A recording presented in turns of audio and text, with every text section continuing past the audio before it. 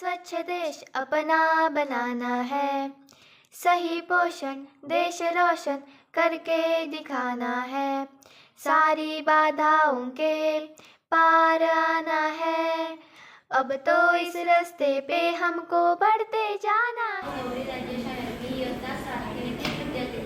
आमच्या शाळेत स्वच्छता मोहीम हा विषय राबवण्यात आला आहे. आम्ही सगळ्यांना सांगतो की स्वच्छता कशी ठेवावी. त्यातील आज काल आलेला अनुभव म्हणजे आमच्या बाजूवाल्या काकी घराबाहेर अंगणातला आपला कचरा काढून घराबाहेर टाकत होत्या. त्यांना मी सांगितले की हा कचरा घरावर टाकू नका, एक खड्डा काढा व त्यातील टाका, त्याचे खत बनेल.